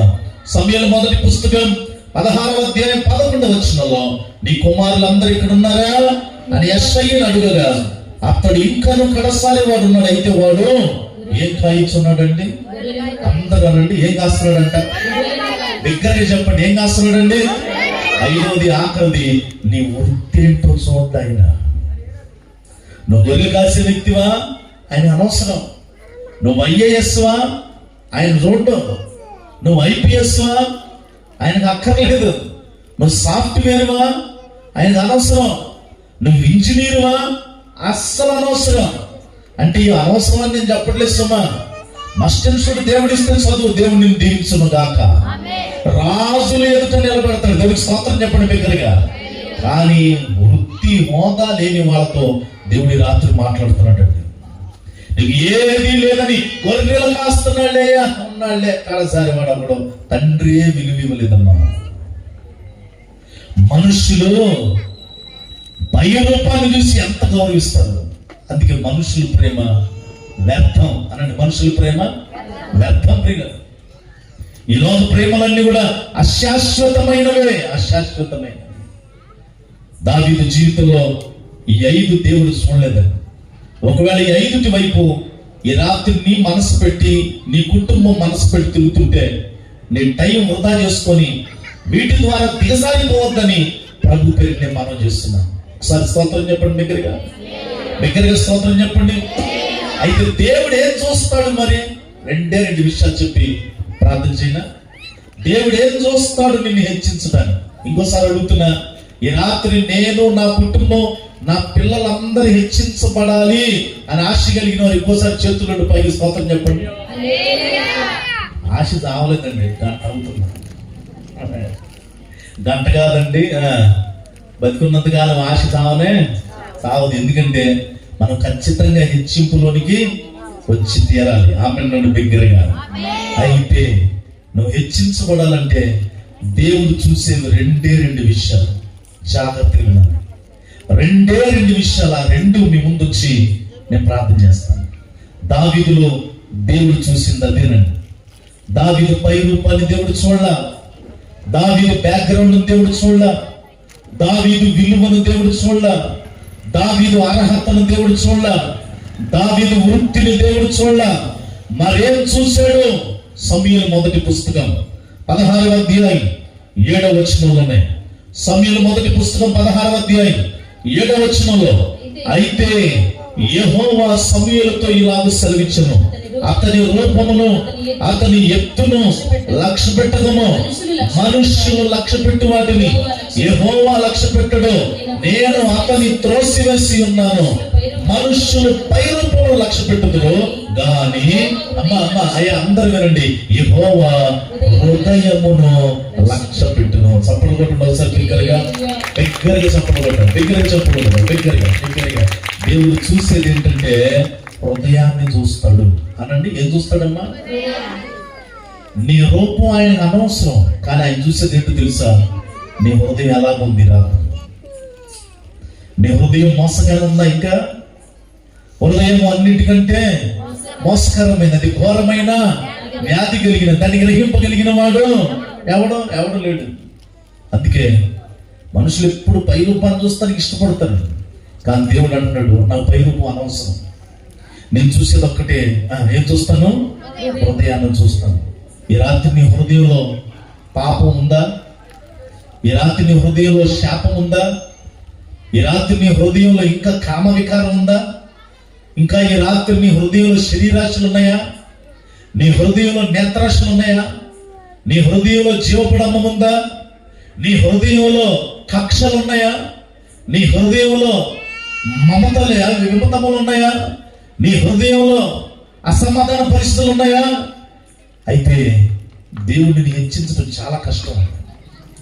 ఈ రాత్రి నిజంగా 2 సార్లు హెచ్చించబడాలని చేతులు ఎత్తావు. ఆ ఆశ నెరవేర్చబడాలంటే ఒకటే, ప్రభువా ఈ రాత్రి నా హృదయం మార్చబడును గాక అనండి. ఈ రాత్రి నా హృదయము అనండి, రాత్రి నా హృదయము మార్చబడాలండి. హృదయ శుద్ధి కావాలి అనండి. ఏం కావాలి? హృదయ శుద్ధి కావాలి. మనుషులు కండబలం చూస్తారు, దేవుడేమో గుంటి బలం చూస్తాడంట. మనుషులు ఏ బలం చూస్తారండి? కండబలం. కానీ దేవుడు ఏం చూస్తాడు? గుంటి బలం చూస్తాడు. గుంటి బలం ఎప్పుడు తెలుసా? హృదయం శుద్ధి ఉన్నవాడు ఎప్పటికి గుండె బలంతో ఉంటాడు. ఆమె దగ్గరగా ఈ రాత్రి నిజంగా నా హృదయాన్ని బాగు చేసుకోవాలనుకుంటున్నానండి, నా హృదయాన్ని శుద్ధి చేసుకోవాలనుకుంటున్నాను అన్న వాళ్ళు చేతుల నుండి పైకెత్తి బిగ్గరస్మతం చెప్పండి. చాలా మంచిదండి. హెచ్చించబడాలని ఎంతగా ఆశపడ్డారో, హృదయం శుద్ధి చేయబడాలని అంతగా ఆశపడ్డారు కనుక మరి హృదయం ఎలాగ శుద్ధి అయిందంటే, హృదయం ఎలాగ శుద్ధి అవుతుందంటే ఎబ్రి 9:14 క్రీస్తు రక్తము మనస్సాక్షిని శుద్ధి చేయును. ఆమేన్. క్రీస్తు రక్తము ఏం చేస్తుందంటే శుద్ధి చేయును. అందుకే యేసయ్య నీ కోసం కాచింది ఏంటో తెలుసా? ఆఖరి బొట్టు వరకు కూడా నీ కొరకు రక్తాన్ని కార్చడు. ఎందుకు రక్తాన్ని కార్చడు తెలుసా? హృదయం శుద్ధ అవ్వాలంటే, మనస్సాక్షి శుద్ధ అవ్వాలంటే, నీ మనసు శుద్ధ అవ్వాలంటే, నడిమెత్తున్న అధికారం వరకు శుద్ధి చేయబడాలంటే క్రీస్తు రక్తమే. ఆ రక్తంలో ఈ రాత్రి ఇంకా కడగబడకుండా ఎవరైనా ఉంటే, నిజమే ప్రభా, హృదయం నిండా దోషమే, హృదయం నిండా పాపమే, హృదయం నిండా మోసమే ఉంది, ఇవన్నీ పోవాలంటే క్రీస్తు రక్తము చేత కడగబడాలి. ఈ రాత్రి నేను క్రీస్తు రక్తము చేత కడగబడతాను, నా కుటుంబాన్ని హెచ్చించు ప్రభా అని ఆశ కలిగితే దేవుని చెంతకు వచ్చి ఈ రాత్రి దేవుని దగ్గరికి వచ్చి ప్రభా నీ రక్తము చేత నన్ను కడుగు, నీ రక్తము చేత నన్ను కడుగు. హృదయాన్ని శుద్ధి చేసుకుంటే చాలని ఆటోమేటిక్ గా దేవుడు నిన్ను ఈ రాత్రే నీ సరిహద్దులు విశాలపరచును గాక. హృదయం ఎంత భయంకరం అండి, హృదయం ఎంత భయంకరం. చెప్పాలంటే చాలా విషయాలు ఉన్నాయి కానీ మనకి టైం లేదు. ఈ రోజున మనిషి పైకి కనపడుతున్న డిగ్నిటీగా ఉన్నట్టుగా హృదయం అంత డిగ్నిటీగా ఉందండి ఉంటలా. ఎవరు నమ్మాలో తెలియని పరిస్థితులు, ఎవరు నమ్మకూడాలో తెలియని పరిస్థితులు అండి. ఒక ఊర్లో ఒక ఆవిడ 70 సంవత్సరాలు ఉంటాయి ఆవిడకి. ఆ ఊర్లో అందరు చేతులెత్తి ఆమె దండం పెడుతున్నారు. ఎందుకో తెలుసా? ఆమె చేసే వృత్తి మంత్రసాన్ని. పిల్లలకి, నిండు గర్భిణీలకి ఆమె చక్కగా ప్రసవాలు చేస్తుంది. కానీ ఆవిడ హృదయం ఎంత ఘోరమైందో, ఒక సేవకుడు వాక్యం చెప్తుంటే పాపం ఒప్పుకుందండి. ఒక అయ్యగారు వాక్యం చెప్పేసి బైబిల్ తీసుకుని వెళ్ళిపోతుంటే ఈ 70 సంవత్సరాలు ఆవిడ ఎదురుగా వచ్చి బోర్ను ఏడుస్తాడు. ఎంతసేపు యేసయ్య పాపాన్ని క్షమిస్తాడు, హృదయాన్ని మారుస్తాడు, పాపాన్ని క్షమిస్తాడు, హృదయాన్ని మారుస్తాడు అన్నావు కదా, పాపాన్ని క్షమిస్తాడా లేకపోతే దెయ్యాల్ని మహా రాక్షసులు కూడా క్షమిస్తాడా మీ యేసయ్య అని అడిగిందట. అప్పుడు సేవకుడు అన్నాడట, ఇప్పుడు రాక్షసులు ఎక్కడ ఉన్నారమ్మా అన్నాడట. నువ్వు చెప్పయ్యా అన్నట. నా యేసయ్య రాక్షసులనే కాదు ఎవరైనా క్షమిస్తాడు. ఎందుకు విషయం ఏంటనగానే ఆ 70 ఏళ్ళ ఆవిడ గుండె బాదుకు అంటుంది, ఆ రాక్షసుని నేనేనయ్యా. అదేంటమ్మా చూస్తాను, ఒక తల 2 చేతులు 2 కాళ్ళే ఉన్నాయి, రాక్షసులు అంతా ఏంటన్నాడు ఈయన. లేదండి ఆ రాక్షసుని నేనే. బోర్ నడుస్తూ ఉంటే ఏంటి రాక్షసు అన్న విషయం చెప్పంటే, నాకు అందరూ చేతులు ఎత్తి దండం పెడతారయ్యా, నా వృత్తి కాల్పులు చేస్తూ ఉంటాను, కానీ నా హృదయంలో ఉన్న పాపం ఎవ్వరికి తెలియదు, నా హృదయంలో ఉన్న కర్కశం ఎవ్వరికి తెలియదు, హృదయంలో ఎంత చేదు దాచిపెట్టుకున్నానో నాకే తెలుసు. ఏం దాచిపెట్టుకున్నావు అంటే అది చెబుతుంది. ఈ ఇంటోళ్ళు కాన్పుకు పిలిస్తే ఎదురింటిగా ఉన్న వాళ్ళు నన్ను చాటుకు పిలిచి, ఆ అమ్మాయికి మా అమ్మాయి వెనక పెళ్ళయింది, ఆ అమ్మాయికి ఆల్రెడీ గర్భిణీ వచ్చేసింది, ఈ రోజు డెలివరీ చేస్తానికి వెళ్తున్నాం, మా అమ్మాయికి ఇంకా అసలు గర్భఫలమే రాలేదు కనుక మా అమ్మాయి కంటే ఆ అమ్మాయి ముందు తల్లి అవ్వటానికి ఇల్లేదు, అమ్మాయిని పిలిపించుకోవడానికి ఇల్లేదు, ఇదిగో చేతి నిండా డబ్బు పెడుతున్నాం, చాలకపోతే రేపు వచ్చి డబ్బు తీసుకో, ఆ బిడ్డ బతకడానికి ఇల్లు, చచ్చిపోవాలంటే కాంపు పీటల మీదే బిడ్డను చంపేశానయ్యా. ఒకటి కాదు 2గా డబ్బుగా ఆశపడి ఇప్పటి వరకు నా జీవితంలో 73 మంది పిల్లలు చంపానంటుందండి ఆవిడ. ఎంతమంది పిల్లల్ని? ఇప్పుడు నిజంగా మనిషా రాక్షసా?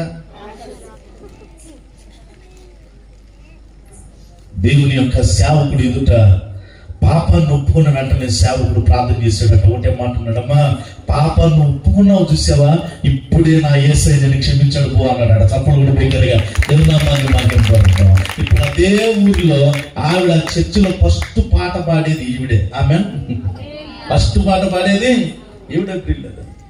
అంటే నేను చెప్పే వాస్తవం ఏంటంటే, హృదయంలో ఏ దాచిపెట్టుకుని ఉన్నావో ఈ రాత్రి వాయిదా వేయదు దయచేసి. ఈ రాత్రి నీ హృదయంలో ఏముందో నాకు తెలియపోవచ్చు, రమేష్ అయ్య గారికి తెలియపోవచ్చు, ఇంకో అయ్య గారికి తెలియపోవచ్చు, కానీ అస్సలైన అయ్యగారు అదిగో సిలువలో ఆకాశానికి భూమికి మధ్య వేలాడుతూ కళ్ళల్లోకి, ముక్కుల్లోకి, రొట్లోకి రక్తం పెడుతున్నా సరే ప్రతిదీ క్లియర్ గా చూస్తున్న దేవుడు ఆయన. అందుకే నీతోనే స్పష్టంగా మాట్లాడుతున్నాను. నీ హృదయమును శుద్ధి చేసుకోగలిగితే ఈ రాత్రి హెచ్చించే బాధ్యత నాది. కొట్టో చప్పలు బిగ్గరగా దేవునామాన్ని మహిమపడుతున్నాను. రెండో విషయాన్ని చెప్పి ప్రార్థన చేస్తాను. దేవుడు హెచ్చించాలి అని అంటే, దేవుడు చూసిన దావీదులో రెండో గుణం ఏంటంటే, దేవుడు నమ్మకత్వాన్ని చూస్తాడు అనండి. ఏం చూస్తాడండి? బిగ్గరగానండి, అందరు నమ్మకంగా, అందరు బిగ్గరగానండి. దీనికి 3 రిఫరెన్స్లు ఇస్తాను, మీరు ఇంటికి చదువుకోవచ్చు. దావీదుని సమయాలు వచ్చి రాజు నువ్వే, ఇక డిక్లేర్ అయిపోయింది, అభిషేకించేశాడు. అని అభిషేకం అయిన తర్వాత రాజు అవ్వల, 30 ఏళ్ళు టైం పట్టింది. అకార్డింగ్ బైబిల్ క్లియర్ గా చదివితే దావీదు రాజు అవ్వటానికి 30 ఏళ్ళు టైం పట్టిందండి. 30 ఏళ్ళు దేవుడు దావీదుకి టైం ఇవ్వాల, సౌలుకు టైం ఇచ్చాడు. మారతాడేమో ఎంత కాకపోయినా నేనే రాజు చేశాను కదా, నేనే దించేస్తే బాగదని 30 ఏళ్ళు టైం ఇచ్చాడు. 30 ఏళ్లలో సౌలు ఘోరంతా కూడా మారలా. ఈనాడు కూడా జనానికి దేవుడు చాలా టైం ఇస్తున్నాడండి. డిసెంబర్ ప్రార్థన అయిపోయింది, మళ్ళీ అయ్యగారు ఏప్రిల్ కొడుకులు పెట్టారు, ఇంకా ప్రజలు మార్పు లేని పరిస్థితి. జనవరి వెళ్ళిపోతుంది, మార్చి వెళ్ళిపోతుంది, 2020 అయిపోతుంది, మార్పు లేని పరిస్థితి. అందుకే నన్ను మాట్లాడిస్తారా? ఈ సంవత్సరమే జనవరి నెలలో ప్రపంచ అగ్రరాజ్యం అని చెప్పుకునే అగ్రరాజ్యంలో కాలిఫోర్నియా లాస్ ఏంజల్స్ లో ప్రపంచంలోని సినిమా యాక్టర్లు అంటే మేము అనే గొప్ప సినిమా తారలో జనవరి 5, 6 తారీఖుల్లో గోల్డెన్ గ్లోబ్స్ అవార్డు కార్యక్రమం పెట్టి దాంట్లో ఒక మాట వెర్రవిగా మాట్లాడేది. ఏంటో తెలుసా? Our state is godless state అన్నారు. అంటే మా రాష్ట్రం దేవుడు లేని రాష్ట్రం, మా నటనే మాకు దేవుడు, మా అందచందాలే మాకు దేవుడు, మా ఎక్స్పోజింగే మాకు దేవుడు, మా పొరుగుపడే మాకు దేవుడు అని వెర్రవిగా మాట్లాడారండి. ఎవరో తెలుసా? ఎవరండి వాళ్ళు? హాలీవుడ్. A would? బాంబే ఉన్న యాక్టర్లేమో ఏమంటారు? బాలీవుడ్. మన తెలుగు వాళ్ళు ఏమంటారు? అబ్బా అన్ని వుడ్లేనా అండి? అందుకే తగలబడిపోయి చేస్తున్నాము. అమెరికా వాళ్ళేమో హాలీవుడ్, బాంబే వాళ్ళేమో బాలీవుడ్, తెలుగు వాళ్ళేమో టాలీవుడ్, తమిళ వాళ్ళేమో కోలీవుడ్. అందుకే వుడ్ మీద వుడ్. ఒక 48 గంటలు తిరక్క ముందే కాలు చించు రగిలింపజేసి అమెరికాలో గొప్పోళ్ళు బ్రతికే 2 రాష్ట్రాలు, ఉద్యోగస్తులు బ్రతికే 2 రాష్ట్రాలు, సినిమా యాక్టర్లు బ్రతికే 2 రాష్ట్రాలని దేవుడు టార్గెట్ చేసి బూడిద పాలు చేసి అవతల పారేశాడు. అంతే. 180,000 మంది అమెరికా వాళ్ళు, ఆ మంచి డబ్బున్న వాళ్ళు ప్రాణాలు బెగబట్టుకుని పరిగెత్తారండి. 35,000 ఎకరాల పంట భూములన్నీ తగలబడి బూడిదైపోయాయి. ఈ రాత్రి నేను ఎవరిని కించపరచటంలా? నీ పరిస్థితి రాత్రి దేవుడు టైం ఇచ్చిన మారలా? సౌలుకి 30 ఏళ్ళు టైం ఇచ్చిన ఘోరంతా కూడా మారలా, ఈ సంవత్సరాలు పారేశాడు. అంతే. బైబిల్ చెప్తున్న మాట దయచేసి అన్నిదా భావించద్దు. ఎన్నిసార్లు గద్దించును లోబడను వాడు మరి తిరుగు లేకుండా హఠాత్తుగా నేను అన్న ఈ రాత్రి ఆ మాట మీ విజ్ఞతకి వదిలేస్తున్నాను. జనవరిలో సంఘటన మర్చిపోక ముందే ఈ మార్చి నెలలోనో ఏప్రిల్ నెలలో అనుకుంటా మయన్మార్ లో కని విని ఎరుగని భూకంపం వస్తే రిక్టర్ స్కేల్ మీద 7.7 వేల మంది చచ్చిపోయారు. ఆకాశాన్ని అంటే భవనాలు కట్టుకున్నవన్నీ పేక మేడల్లాగా కూలి అవతల పడిపోయాయి. ఒకరిని తగ్గించువాడు ఆయనే, ఒకరిని హెచ్చించువాడు. ఏమో తల్లి, ఈ రాత్రి నీ హృదయం మారకపోతే దేవుడు తగ్గించే లిస్టులో పడేస్తే అయ్యో. దేవుడి రాత్రి నీ హృదయాన్ని మార్చుకుంటే సంతోషం, హెచ్చించే లిస్టులో నిన్ను పడవేయును గాక. ఇది నీ చేతిలో ఉంది రాత్రి. రెండవదిగా నమ్మకత్వాన్ని చూస్తారండి దేవుడు. 30 ఏళ్లలో దావీదు నమ్మకంగా ఉన్నాడు. నేను రాజును కదా, సమయాలను ప్రవాదాన్ని అభిషేకించాడు కదా అని గొర్రెల విషయంలో నిర్లక్ష్యం ఉండలా. సినిమా వచ్చినా నమ్మకంగా ఉన్నాడు, లేకపోతే తెలుగుబడి వచ్చిన నమ్మకంగా ఉన్నాడు, నాన్న పిలిచిన పక్క కాపర్లకు అప్పగించే విషయంలో నమ్మకంగా ఉన్నాడు. సౌలు పిలిచాడు, ఈ లోపు సితార వాయిద్దా నమ్మకంగా వెళ్ళాడు. నాన్న పిలిచిన నమ్మకంగా 30 ఏళ్లలో నమ్మకం నమ్మకం నమ్మకం నమ్మకత్వాన్ని కాపాడుకున్నాడు. ఈ రాత్రి నీ జీవితంలో నమ్మకం ఉందా అమ్మా? దేవునికి నమ్మకంగా ఉన్నావా? నీ భర్తకు నమ్మకంగా ఉన్నావా? నీ భార్యకి నమ్మకంగా ఉన్నావా? దేవుని దాసులకు నమ్మకంగా ఉన్నావా? ఇల్లే మందిరానికి నమ్మకంగా ఉన్నావా?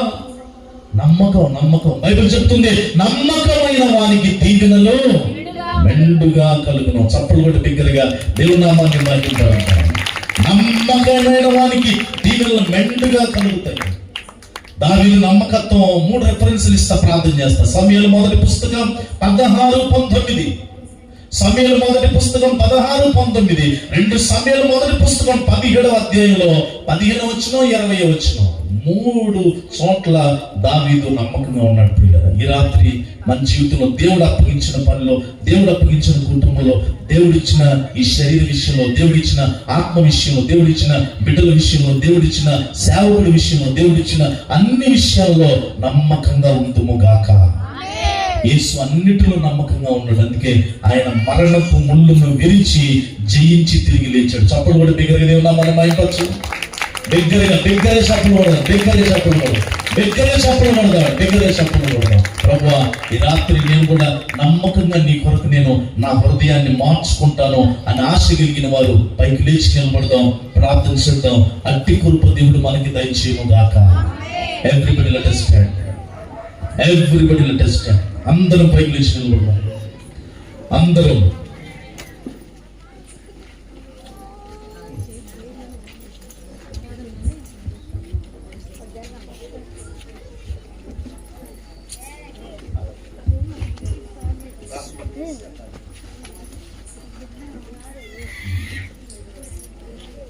కన్నులు ముద్దాం, చేతులను పైకెత్తండి. అందరూ ఆరాధన. ఓకే ప్రార్థన చేద్దాం. కళ్ళు ముద్దాం, అందరూ కళ్ళు ముద్దాం. కన్నులు ముద్దాం, ప్రార్థన చేద్దాం. కన్నులు ముద్దాం, ప్రార్థన చేద్దాం. కన్నులు ముద్దాం. అందరూ క్లోజ్ యువర్ ఐస్.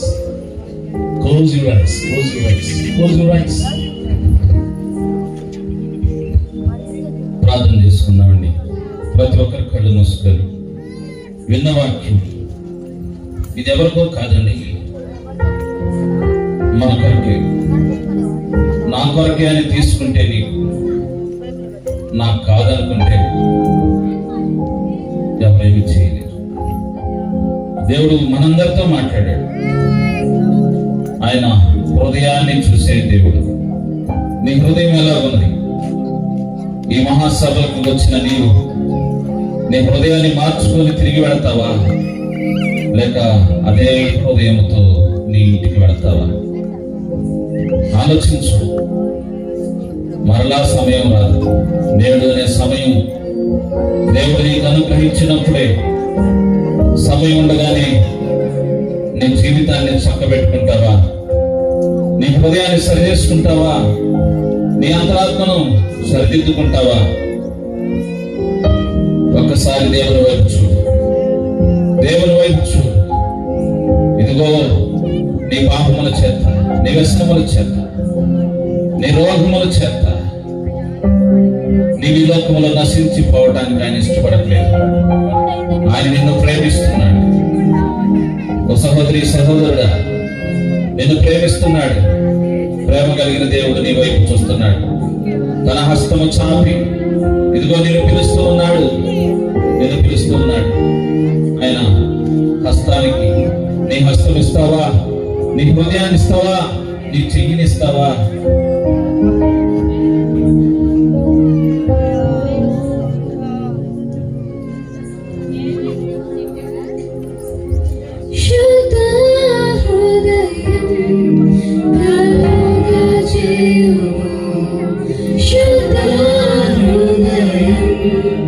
Kaluga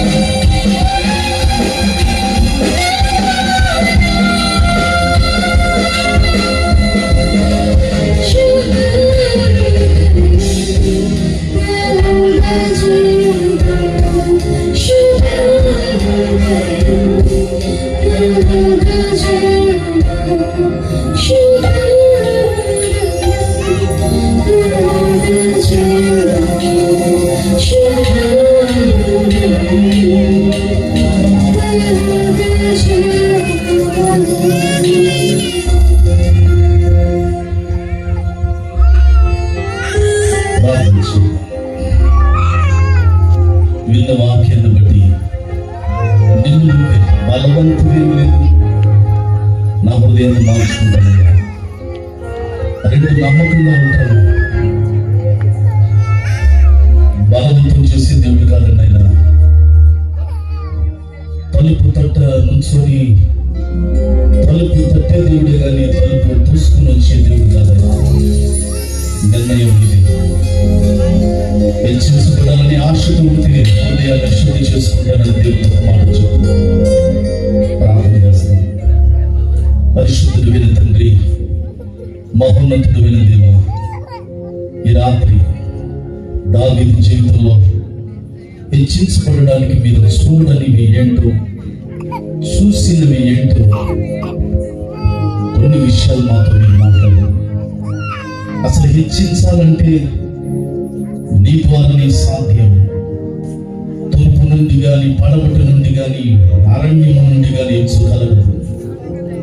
దేవుడే తీర్పు తీర్చువాడు. ఆయన ఒకరిని తగ్గించును, ఒకరిని హెచ్చించునని చెప్పినది. ఈ రాత్రి నిజంగా 10 మంది హృదయాలు కదిలించబడి కళ్ళల్లో నీళ్లు కన్నీళ్లతో నీకు మొరపెడుతున్నారయ్యా. బిడ్డల హృదయాలను చూస్తున్న దేవా, అవును, ఐరూపాన్ని చూసే దేవుడు కాదు, హృదయాన్ని చూసే దేవుడు అయ్యా. ఎంతమంది అయితే నిజంగా నీకు మొరపెడుతున్నారో వారి మొహాన్ని దాటి వెళ్ళాలి దేవా. దేన్నైనా దాటి వెళ్తారు కానీ కన్నీటిని దాటి వెళ్ళాలంట ప్రభావ. ఈ రాత్రి మా సోదరులు కాలుస్తున్న కన్నీటిని పెడుతున్న మొరని దాటి వెళ్ళని కూడా అంత వరకు నమ్మకంగా ఉండే కృపణ దయచేయి. బలా నమ్మకమైన మంచి దాసుడా, ఈ కొంచెములో నమ్మకంగా ఉంటుంది కనుక అనేకమైన వాటి మీద నేను నిన్ను అధికారిగా చేస్తున్నానని చెప్పినట్టుగా బిడ్డల జీవితంలో ఈ రాత్రి హెచ్చింపు మొదలవును గాక, వారి కుటుంబాల్లో మొదలవును గాక. అక్సా ప్రార్థనా మందిరంలో నిలబడి సాక్షులుగా నేను స్తుతించుదును గాక. నీకే మహిమ ఘనత ప్రభావములు ఆరోపించుకున్నాము. యేసు నామమున అడిగి వేడుకొనుచున్నాము తండ్రి. దయతో కూర్చున్నామండి. సేవకున్నాడు.